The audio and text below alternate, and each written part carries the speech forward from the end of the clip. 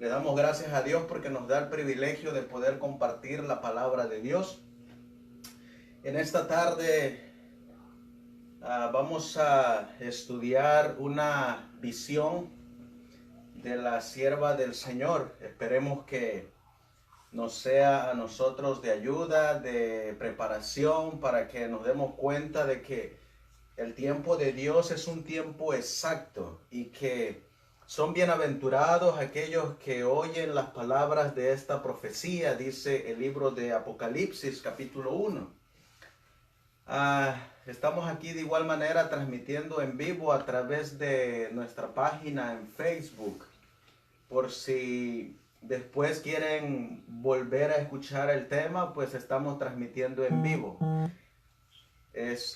Sin más preámbulos, los voy a invitar a que nos pongamos de rodillas para entrar de lleno en la palabra de Dios.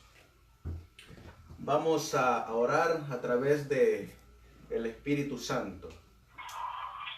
Amantísimo Dios, que tu morada está en las alturas de los cielos. Aquí estamos, Señor, Creador del cielo y de la tierra, nuevamente para compartir tu palabra y dándote las gracias porque solamente es por tu misericordia que nosotros podemos estar de pie en este tiempo. Hay algunos, Señor, que están pasando aflicciones, problemas, situaciones de diferentes índoles, pero sin embargo, tú nos has dejado la promesa y nos aferramos a esa esperanza de que tú eres nuestra roca, tú eres nuestro castillo fuerte, tú eres nuestro refugio en las tribulaciones. La palabra de Dios nos dice, ¿a quién iré si solamente usted tiene palabras de vida? Te ruego y te suplico, Señor, que a través de este estudio nos llenes de esperanza y de gozo de que tu pronta venida está muy cerca. Y aquellos, Señor, que en estos momentos están pasando por alguna enfermedad, recordarles, Señor, que viene ese tiempo de refrigerio cuando Dios hará y creará todas las cosas nuevas, donde ya no habrá más llanto, ni dolor, ni sufrimiento, porque tú estarás para siempre con nosotros. Habrás exterminado el pecado, Señor, y solamente habrá gozo y alegría. Cada uno de los que estamos aquí, Señor, y de los que van a escuchar este estudio, te ruego y te suplico que no miren al hombre. Tu palabra dice, tomad lo bueno y desechad lo malo. Sabemos, Señor, que estamos en un proceso donde tú vas purificando el alma, Señor, y a cada uno le vas dando su porción. Pero no es, Señor, hasta que nos miramos en el espejo y nos damos cuenta de que realmente estamos sucios y que necesitamos ser lavados con tu Espíritu Santo. Así pues, Señor, nuevamente te ruego y te suplico que pongas un carbón encendido sobre mis labios, que pongas la mirada correcta, el tono de voz correcto, para que yo pueda, Señor, a través de tu Santo Espíritu, transmitir tu santa y bendita palabra. Todo esto, mi Dios, te lo ruego y te lo suplico, no porque yo sea bueno o justo, sino al contrario, Señor, soy un pecador, pero por tu misericordia, Señor, aún a los pecadores usted utiliza. Gracias, Señor, por todo, pues te lo pedimos en el nombre de Jesús. Amén. Vamos a estudiar nosotros en esta tarde lo que encontramos en un libro que muchos de nosotros tenemos y algunos aún no lo tienen, pero lo pueden conseguir. Este libro se llama el libro de Spalding y Magan.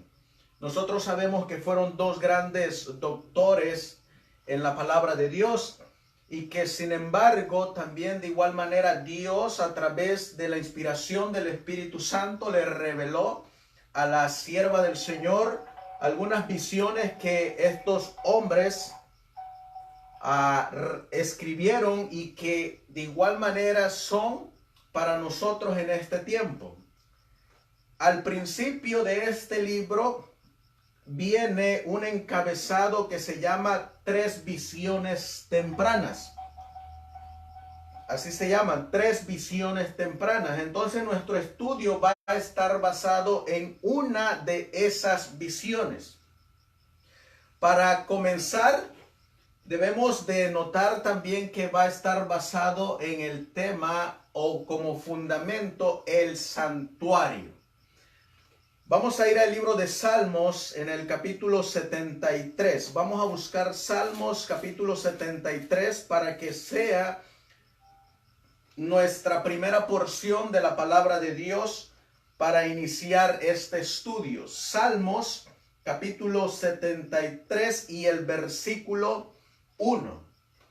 Ciertamente bueno es Dios a Israel, a los impíos, a los limpios de corazón.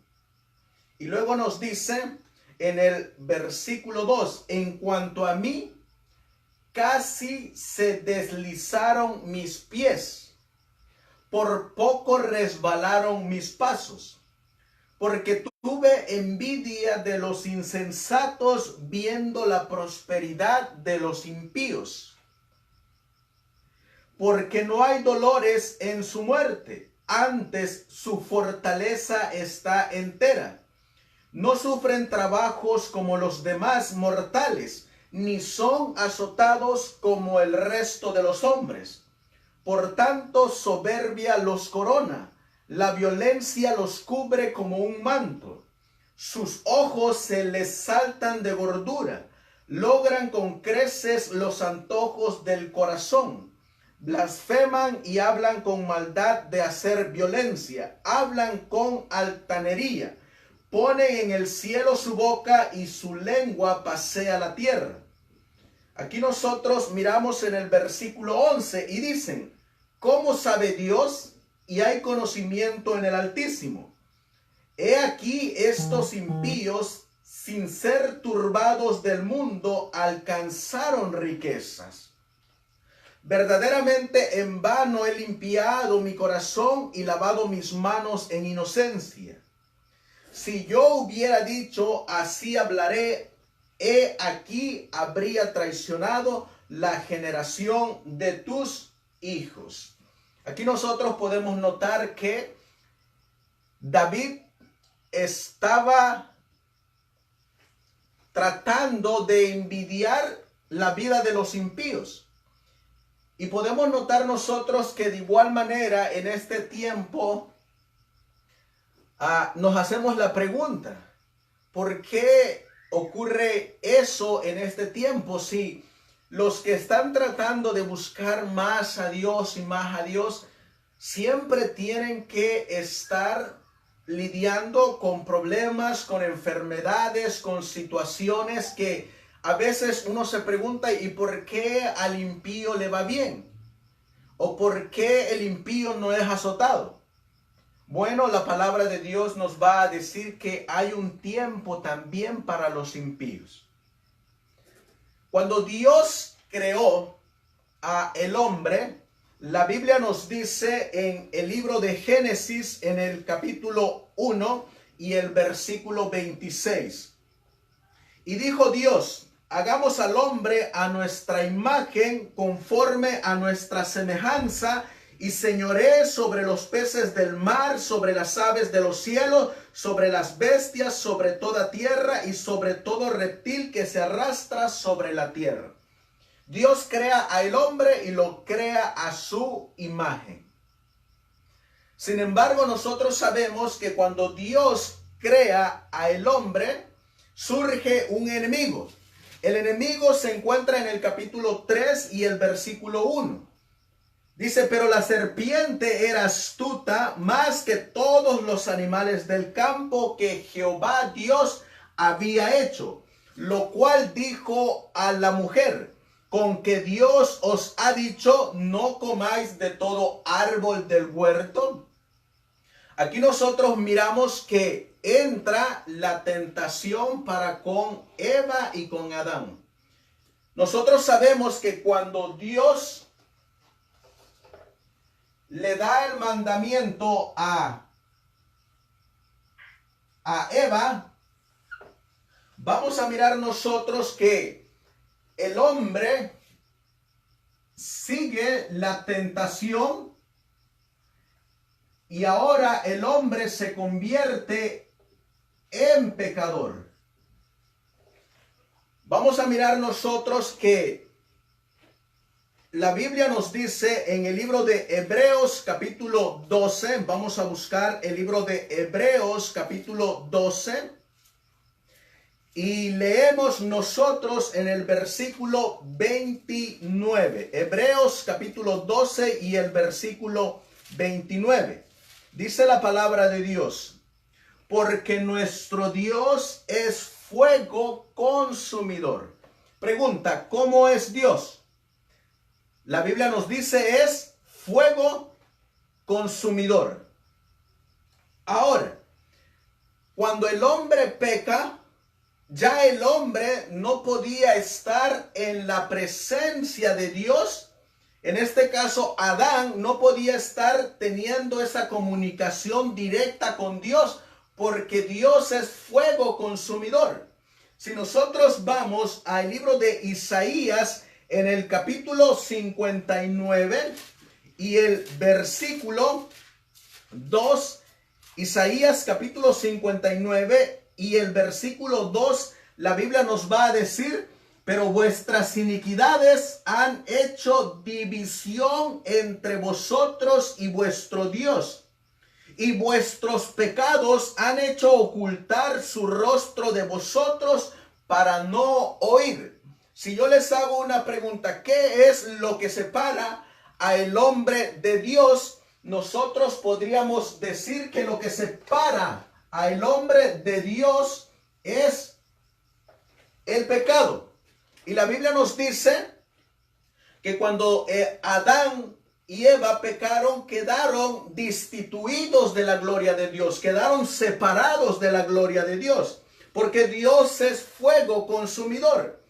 Si nosotros vamos al libro de Romanos y leemos la palabra de Dios en el capítulo 1 de Romanos y el versículo 18, Romanos 1, 18, la Biblia nos va a decir contra qué es que se manifiesta la ira de Dios. Romanos 1, 18 nos dice: porque la ira de Dios se revela desde el cielo contra toda impiedad e injusticia de los hombres, que con injusticia detienen la verdad. Si yo les hago la pregunta, ¿contra qué se manifiesta la ira de Dios? Nosotros sabemos que se manifiesta contra el pecado.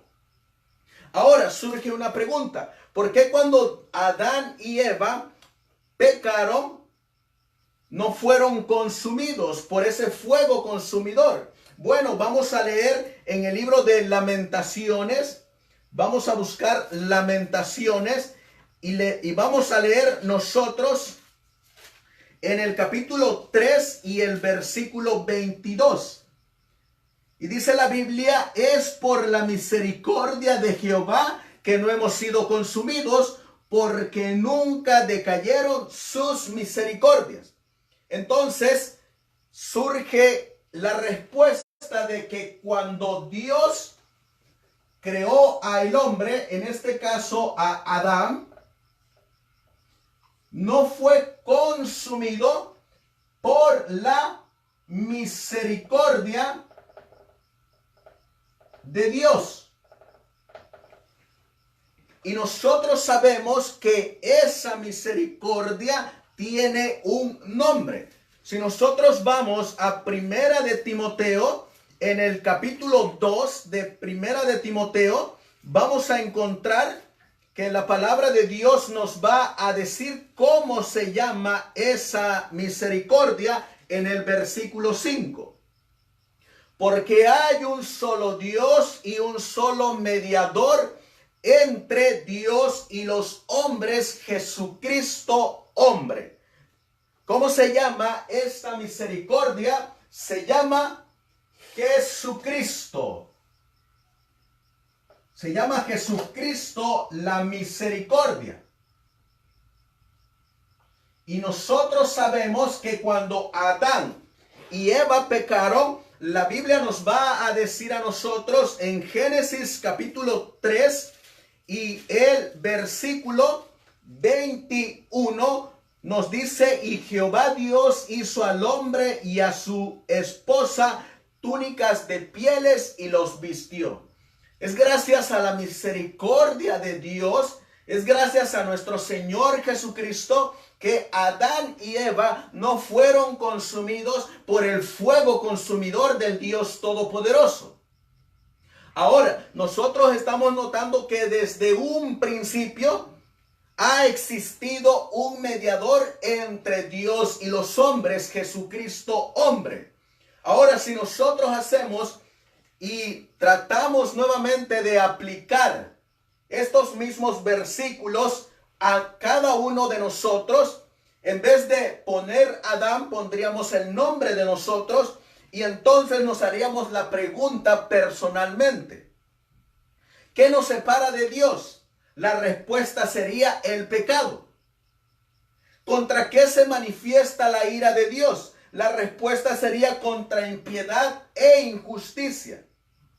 ¿Por qué es que nosotros en el 2018 del noviembre no somos consumidos? Por la misericordia de Dios. Porque el libro de Romanos nos dice, por cuanto todos pecaron, todos están destituidos de la gloria de Dios. Y la Biblia nos dice también que no hay justo ni siquiera uno. Entonces la pregunta es, ¿por qué no somos consumidos? Bueno, la Biblia nos dice que es por la misericordia de Dios. Y esa misericordia nosotros ya miramos que se llama Jesucristo, Jesucristo hombre. Es gracias a nuestro mediador, nuestro Señor Jesucristo, que hoy en día está intercediendo por nosotros delante del Padre para que sean perdonados y borrados nuestros pecados. En este momento, nuestro Señor Jesucristo está, como ya todos nosotros sabemos, en el lugar santísimo.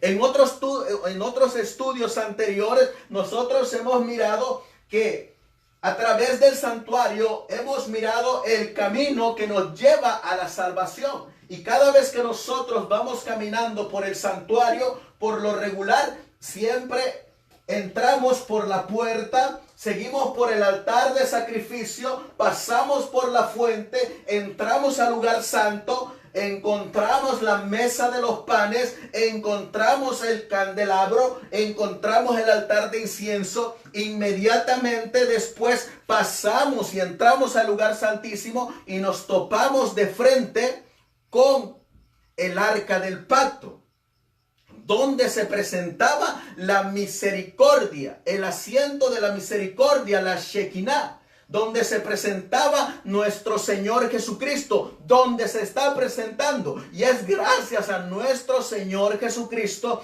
que hoy nosotros no hemos sido consumidos, porque Él está intercediendo por nosotros.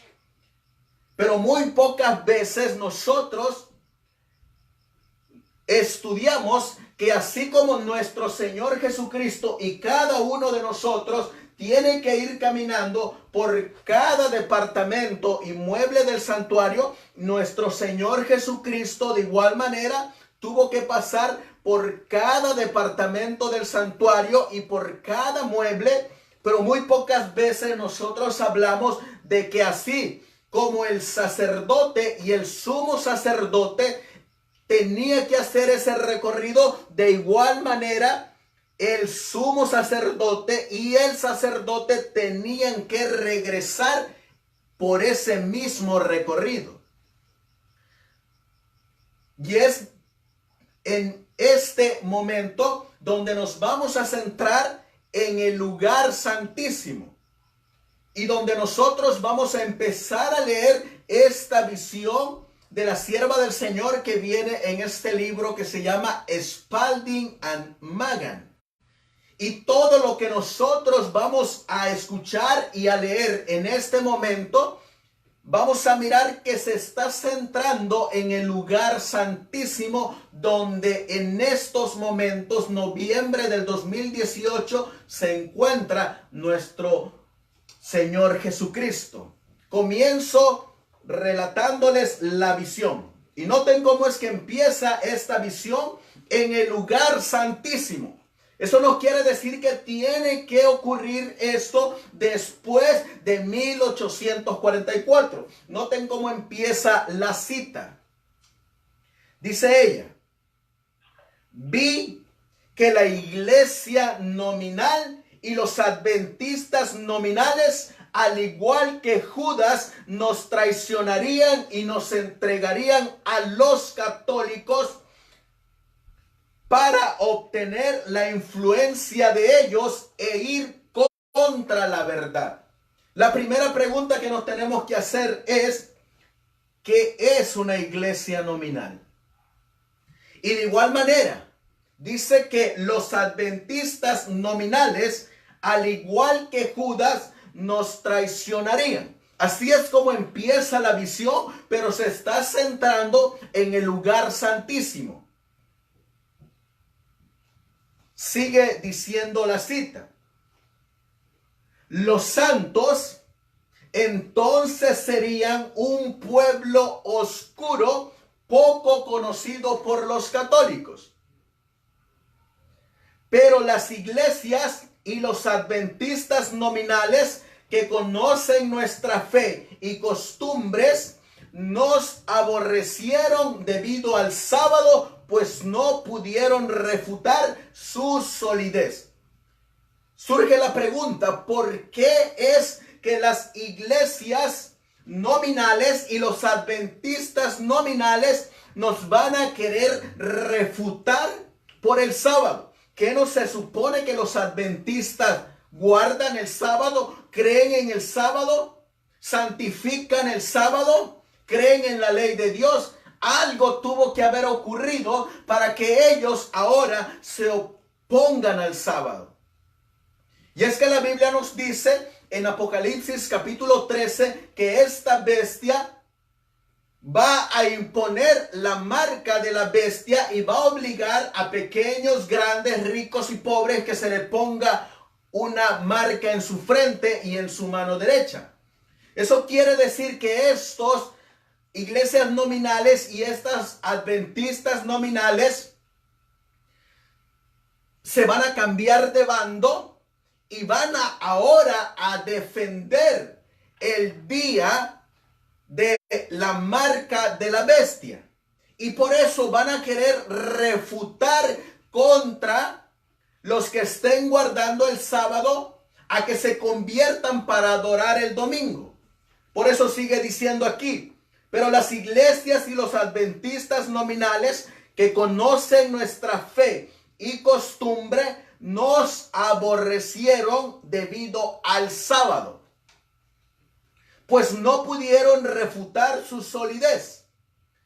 Traicionarán, está hablando en tiempo futuro, a los santos y los entregarán a los católicos, diciendo que ignoran las instituciones del pueblo, es decir, que ellos guardan el sábado y son indiferentes para con el día domingo.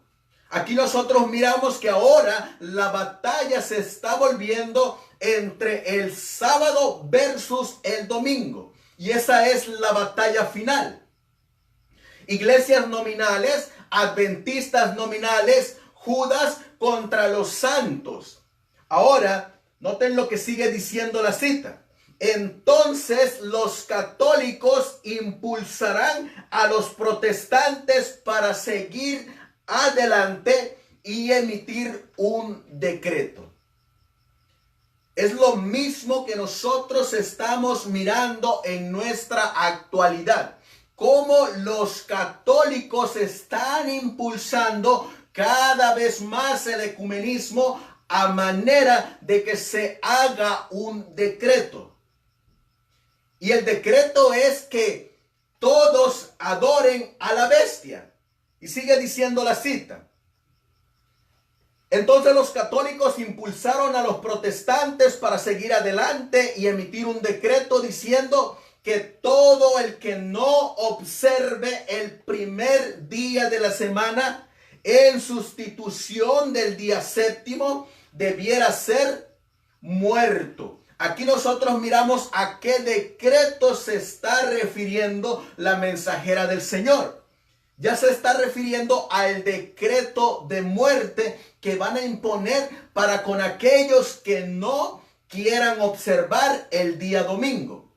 En una cita del Conflicto de los Siglos nosotros hemos leído que en ese tiempo será llamada este grupo de remanente, estos que se mantienen fieles a Dios en el sábado, serán conocidos como la secta aborrecida, que van a querer destruir cueste lo que cueste. Sigue diciendo la cita: los católicos, cuyo número es grande, se pondrán del lado protestante. Los católicos darán su poder a la imagen de la bestia, y los protestantes obrarán como su madre antes obró. Esto es lo que viene para el futuro. Esto es lo que el espíritu de profecía, la palabra de Dios nos está advirtiendo desde ya, que esto es lo que está ocurriendo y que se está moviendo debajo de los líderes políticos, a manera de que cuando aparezca a muchos agarren dormidos. Sigue diciendo la cita: los protestantes obrarán como su madre antes obró para destruir a los santos. Pero antes que su decreto traiga o lleve fruto, los santos serán librados por la voz de Dios. Entonces, es aquí donde yo les decía que esta cita se está centrando en el lugar santísimo. Noten lo que va a decir la cita. Entonces dice la cita: entonces vi que pronto terminaría la obra de Jesús en el santuario. Y después que se termine su obra allí, Él vendrá a la puerta del primer departamento del santuario. Eso nos quiere decir que Jesús estuvo en el lugar santísimo. Ahí estuvo Jesús. Pero ahora Jesús va a hacer su recorrido y va ahora a regresar para atrás y se va a centrar ahora en el atrio. La pregunta es: cuando Jesús sale del lugar santísimo, nosotros sabemos que la misericordia de Dios ha terminado. Y al terminarse la misericordia de Dios, ha concluido el tiempo de gracia. Y al concluirse el tiempo de gracia, la palabra de Dios nos dice que todos los santos han quedado sellados y numerados para el granero celestial. También nos dice que ha quedado separado el trigo de la cizaña. Y también nos dice que va a empezar lo que todos nosotros sabemos cuando Él salga del lugar santísimo. Noten lo que sigue diciendo la cita. Y después que se termine su obra allí, es decir, después de que termine la mediación en el lugar santísimo, después de que termine el juicio investigador, dice, Él vendrá a la puerta del primer departamento del santuario y confesará los pecados de Israel sobre la cabeza del macho cabrío. ¿Quién es este macho cabrío? La palabra de Dios nos dice en Levíticos capítulo 16 que en el día de expiación se tomaban dos machos cabríos, uno para Jesús y uno para Azazel, uno para el sacerdote a quien representa a Jesús y otro para Azazel a quien representa a Satanás. Y noten lo que dice. Entonces Él se pondrá las vestiduras de venganza, lo que nos dice Apocalipsis capítulo 19, que Él ahora viene vestido con una ropa teñida en sangre y que sobre sus muslos dice Rey de Reyes y Señor de Señores, y que viene con muchos ángeles. Y nos sigue diciendo la cita. Entonces él se pondrá las vestiduras de venganza. Entonces las plagas caerán sobre los impíos y sobre la gran, y ellos no vienen. Dice, entonces las plagas caerán sobre los impíos y ellas no vienen hasta que Jesús se ponga esa vestidura. ¿Cuándo es que empiezan a caer las plagas? Cuando el Señor Jesús se ha quitado sus vestiduras sacerdotales y se ha puesto ahora sus vestiduras reales de rey, de reyes y señor de señores. Cuando él se pone esas vestiduras, dice que empiezan a caer las 7 postreras plagas sobre los impíos, sobre aquellos que hoy en día, como leímos en el Salmo, hoy en día pareciera que no pasa nada, pareciera que todo está bien, pareciera que todo surge bien. Para aquellos que no alcanzaron el carácter de Dios, para aquellos que no obtuvieron el sello del Dios vivo, sobre ellos caerán las 7 postreras plagas. Noten lo que sigue diciendo. Entonces, mientras las plagas están cayendo, el macho cabrío está siendo llevado lejos.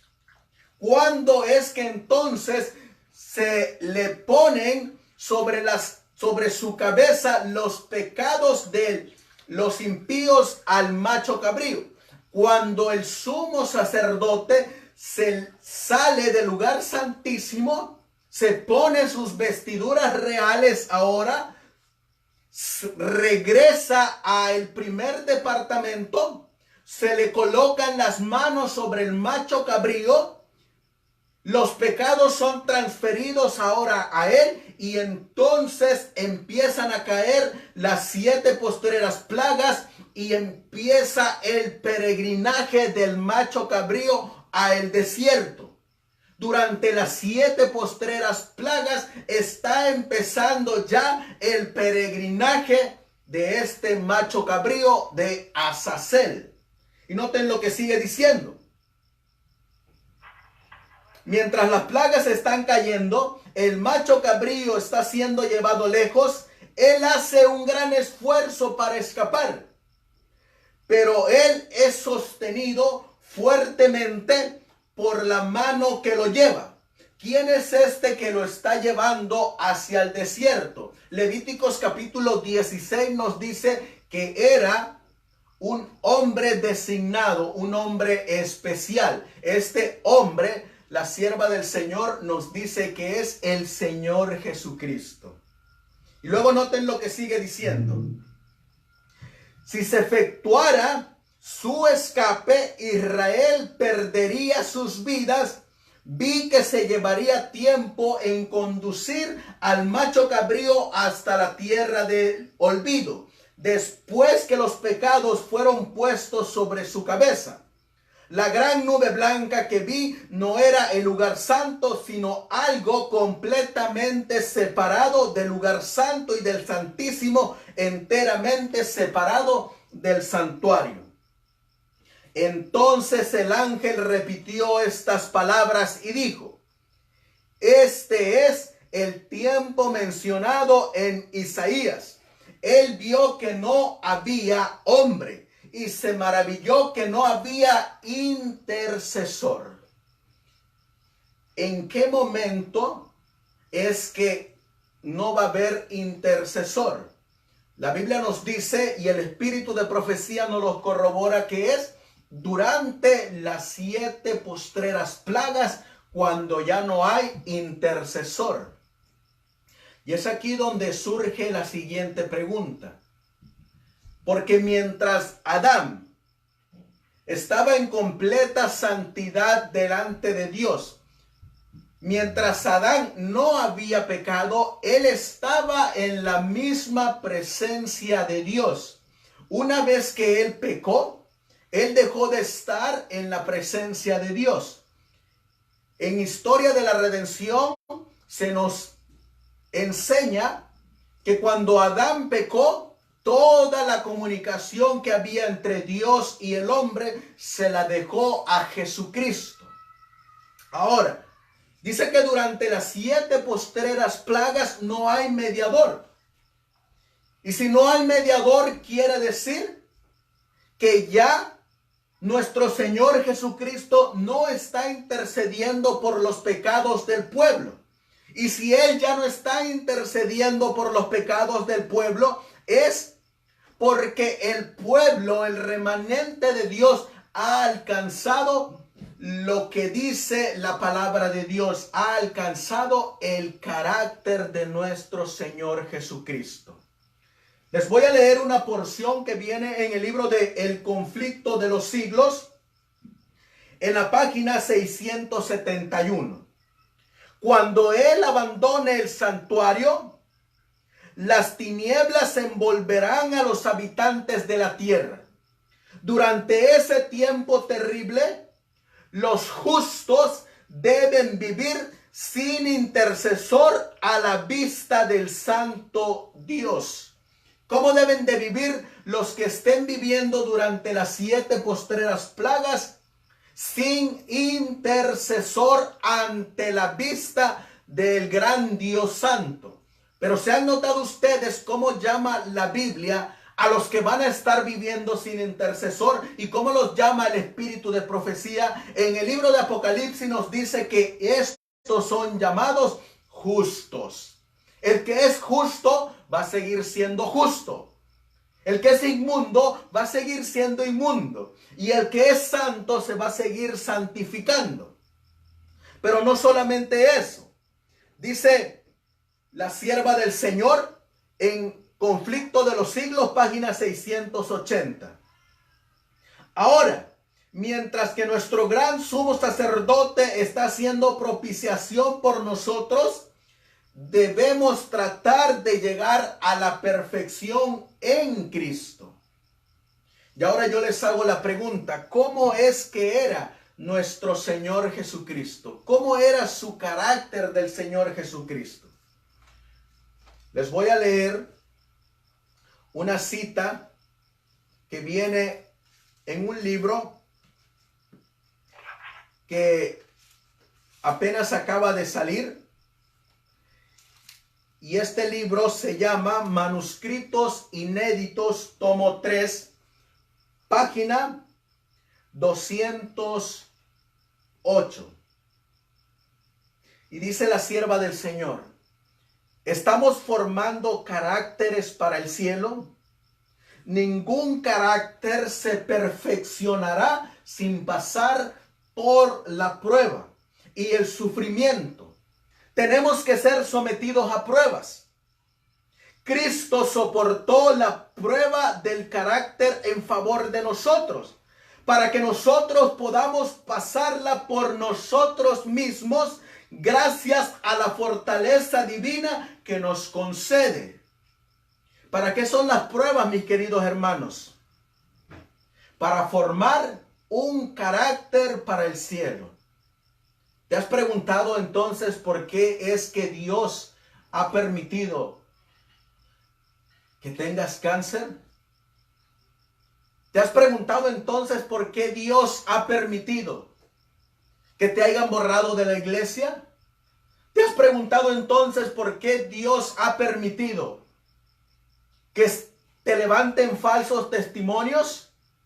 ¿Te has preguntado entonces por qué Dios ha permitido que te apuñalen por la espalda?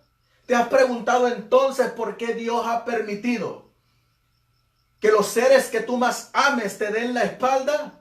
¿Te has preguntado entonces por qué Dios ha permitido que estés sufriendo penas y dolores? Es porque Dios ha prometido que la buena obra que Él empezó la terminará. Pero no solamente para eso es que Dios manda las pruebas. Noten lo que sigue diciendo. Cristo soportó la prueba del carácter. Jesús es nuestro ejemplo de paciencia, tolerancia, mansedumbre y humildad. ¿Qué es lo que quiere Dios desarrollar cuando Él manda las pruebas? Paciencia, tolerancia, mansedumbre y humildad. Discrepa con todo el mundo impío y estaba en guerra con él, y sin embargo no dio rienda suelta ni a la pasión ni a la violencia, ya sea mediante palabras o actos, aunque recibió un vergonzoso maltrato en cambio de sus buenas acciones. Se lo afligió, se lo rechazó y se le trató con desprecio, pero él no tomó represalias.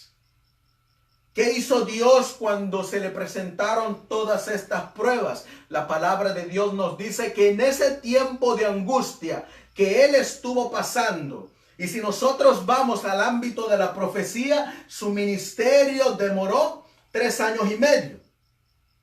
La palabra de Dios nos dice que viene un tiempo también, de tiempos y la mitad de un tiempo, donde el pueblo de Dios, el remanente, va a ser probado. ¿Qué es lo que tiene que hacer este remanente? Tiene que tener paciencia, tolerancia, mansedumbre y humildad. Tenía dominio propio, dignidad y grandeza. Sufrió con calma y respondió a los malos tratos solo con pasión, piedad y amor. Y luego ella sigue diciendo: imiten a su Redentor en estas cosas. No se salgan de quicio cuando las cosas salen mal. No se sulfuren ni pierdan el dominio propio, porque piensan que las cosas no son como debieran ser. El que otros obren mal no los excusa a ustedes para hacer lo mismo. El fruto de 2 errores no es una cosa correcta. Tienen victorias que ganar para vencer como Cristo venció. Cristo jamás murmuró. Jamás manifestó descontento, disgusto o resentimiento. Nunca se descorazonó, se desanimó, se enojó o se enfureció. Era paciente, tranquilo y lleno de dominio propio en medio de las circunstancias más enojosas y difíciles. Realizaba todas sus obras con una tranquilidad, dignidad y con delicadeza. No importa con qué conmoción se pudiera estar produciendo a su alrededor. Y es por eso que la sierva del Señor nos dice que cuando ese tiempo de angustia, cuando estén cayendo las 7 postreras plagas, hay un remanente que la Biblia nos dice en Apocalipsis capítulo 14 y el versículo 4 y 5, que ese grupo son los 144,000 que han alcanzado el carácter del Dios Todopoderoso. Por eso en Apocalipsis capítulo 6 y el versículo 17 dice: porque el gran día de su ira ha llegado, ¿y quién podrá sostenerse en pie? Cuando ese gran día, es decir, cuando las 7 postreras plagas estén cayendo, ¿quién se podrá sostener en pie? Solamente los 144,000 que alcanzaron el carácter del Dios Todopoderoso. Estos 144,000 van a pasar por la misma aflicción que pasó el siervo Job. La Biblia nos dice que cuando Job lo vio Dios, Dios dijo de él: ¿no has considerado a mi siervo Job, que no hay como él ninguno en la tierra, justo, recto y perfecto delante de Dios? Y dice la palabra de Dios que Satanás le contestó y le dijo, es porque tú lo tienes protegido. Sin embargo, déjame que vaya y vas a ver cómo no te maldice. Pero hay algo que sabía Dios acerca de Job que Satanás no sabía. Y es que Dios sabía cómo era Job. Así de igual manera, hoy no sabemos quiénes son estos 144,000, ni quiénes serán. Pero Dios sabe algo de estos 144,000, que cuando las pruebas vengan delante de sus vidas, que cuando las pruebas los rodeen, van a tener paciencia, mansedumbre, tolerancia y humildad.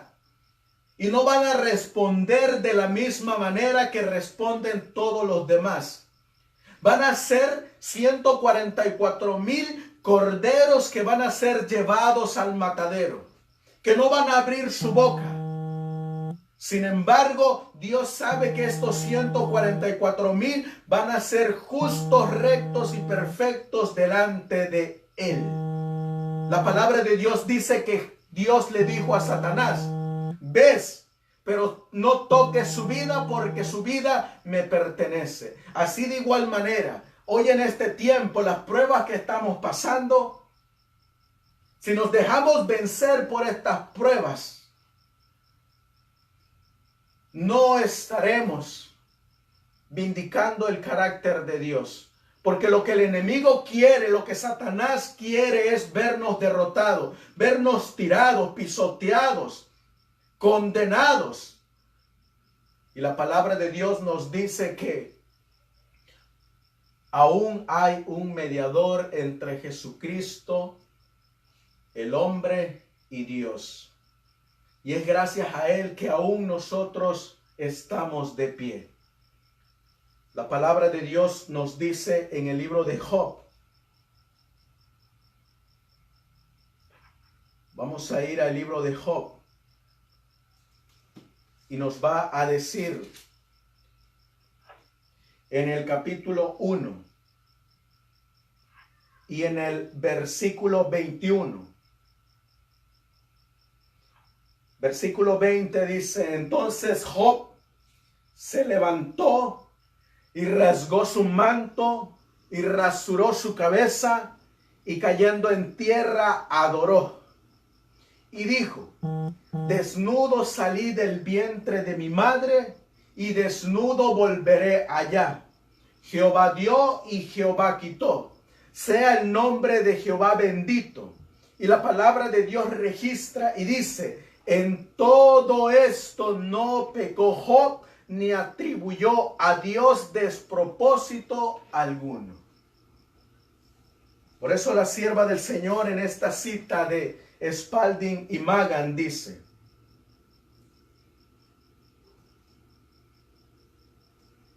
él vio que no había hombre y se maravilló que no había intercesor.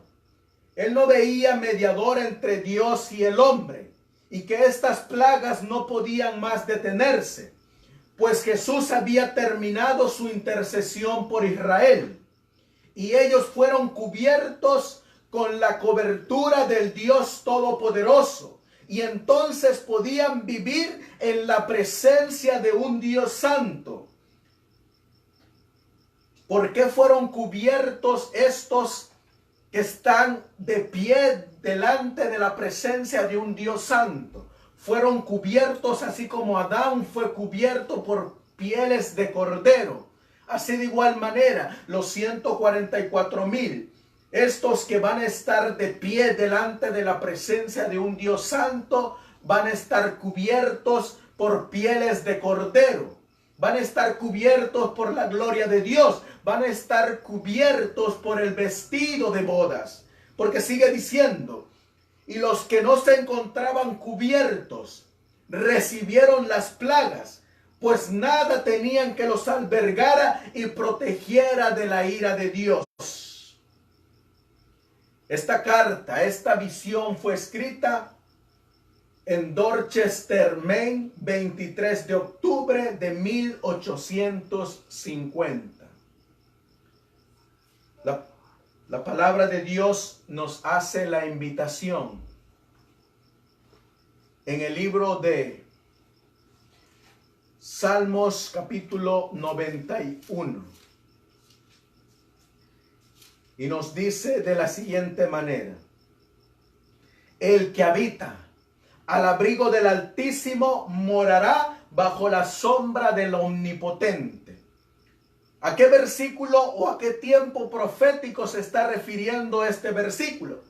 No se está refiriendo a este tiempo, se está refiriendo al tiempo de angustia, al tiempo de las 7 postreras plagas, cuando ya no haya intercesor, porque solamente aquellos que sean como Dios van a poder soportar ese fuego consumidor y van a estar bajo la sombra del Omnipotente.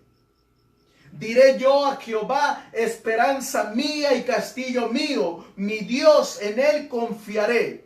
Él te librará del lazo del cazador, de la peste destructora. Con tus plumas te cubrirá y debajo de sus alas estarás seguro. Escudo y adarga es su verdad.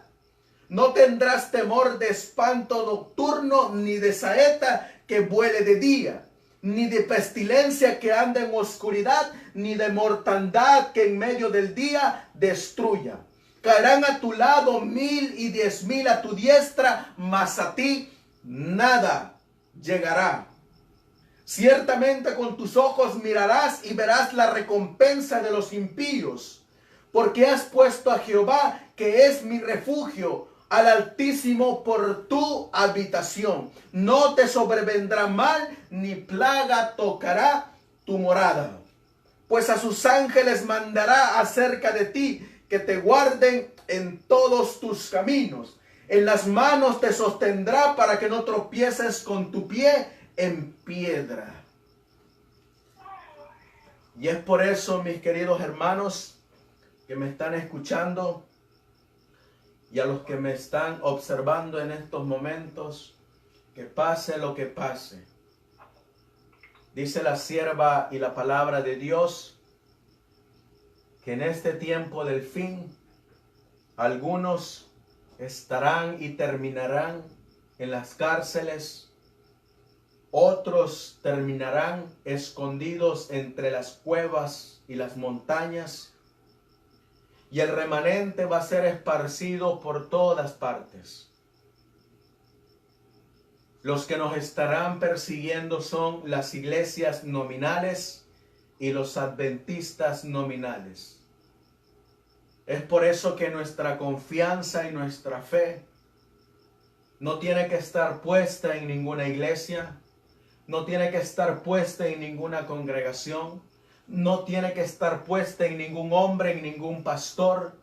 Nuestra confianza tiene que estar puesta solamente y exclusivamente en el Dios Todopoderoso. Ya sea que estés en 4 paredes con tu familia, en estos momentos reuniéndote, llegará el momento en que cada vez se irán restringiendo las libertades religiosas como se están haciendo en estos momentos, y solamente aquellos que estén fundados sobre la roca estarán seguros. Es por eso que donde quiera que estés y con quienes te estés reuniendo, las pruebas que estemos pasando no nos tiene que detener para seguir adorando a Dios en espíritu y en verdad. Y que nuestro Dios sea nuestro consuelo, nuestro alto refugio en las tribulaciones, y que al final del día Dios pueda decir de nosotros: ciertamente estos han caminado con Dios. Los voy a invitar para concluir a terminar con esta cita de el libro Manuscritos Inéditos del tomo 3, donde ella nos sigue diciendo: Jesús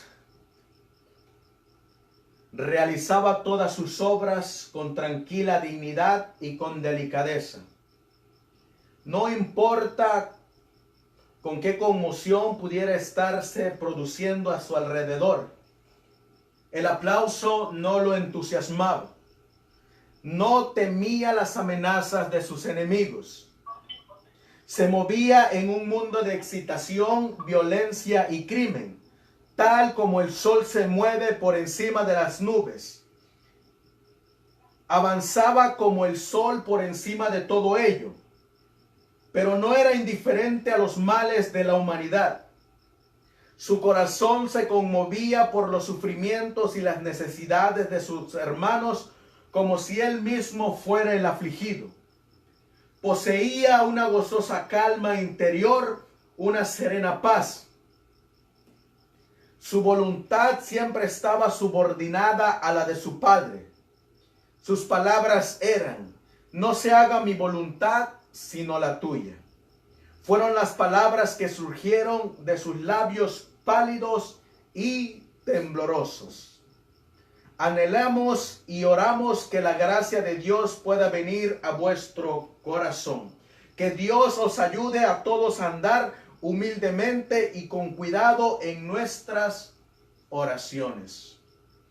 Con estas palabras los invito a que nos postremos de rodillas para mirar y pedirle a nuestro Dios que cuando este tiempo llegue, si es que estamos vivos, y si es que hemos de ser de este grupo, nos aferremos a esta visión y a esta esperanza de que Él no nos dejará solo. Ya nos los advirtió, como dijo su palabra, para que cuando ocurriera no les sorprenda. Voy a invitar a los que podamos postrarnos de rodilla a hacerlo, y a los que no, simplemente inclinamos el rostro para orar. Amantísimo Dios, que tu morada está en las alturas de los cielos. Aquí estamos, Señor, pidiéndote que intercedas por nuestros pecados. Sabemos, Señor, que son grandes delante de tus ojos. Sabemos, Señor, que es por nuestro Señor Jesucristo, que es que nosotros podemos tener acceso al lugar santísimo. Usted nos está regalando. Tu sierva dejó escrito y por inspiración dijo que nos tenemos que dedicar a nuestro carácter con temor y temblor, porque es lo único que vamos a llevar al cielo. Te ruego y te suplico, Señor, por aquellos que están escuchando este mensaje, Señor, que no importa que estén pasando, recordemos que se lo hicieron al tronco, ¿qué no harán con las ramas? Y si te lo hicieron a ti, Señor, ¿qué no nos harán a nosotros? Te ruego y te suplico, Señor, que nos des ese carácter para poder, mi Dios, llegar al cielo. No hay justo ni siquiera uno, Señor, pero llegará el momento en que el que es justo seguirá siendo justo, y el que es santo, Señor, seguirá santificándose. Te ruego y te suplico por aquellos enfermos, Señor, que están en tu pueblo, que en estos momentos tu mano sanadora pueda estar sobre ellos. Que tu Espíritu Santo, Señor, sea el bálsamo de amor para ellos. Y que cualquiera, Señor, que sea tu voluntad, nosotros simplemente la aceptemos. Por aquellos, Señor, que están pasando tribulaciones, sé con cada uno de ellos de igual manera, mi Dios. Y que recordemos que tú vas delante de nosotros. Por esta cadena de oración, Señor, en busca de tu presencia. Y por todos aquellos, Señor, que están compartiendo el mensaje a través de las redes sociales, este mensaje de verdad presente. Que tú, Señor, puedas proveer los medios, pero más que todo, Señor, puedas proveer de tu Santo Espíritu para poder seguir discerniendo los eventos que están ocurriendo a nuestro alrededor y los podamos compartir, Señor. Te ruego y te suplico que al final tú puedas decir de nosotros: ciertamente estos han estado con Jesús.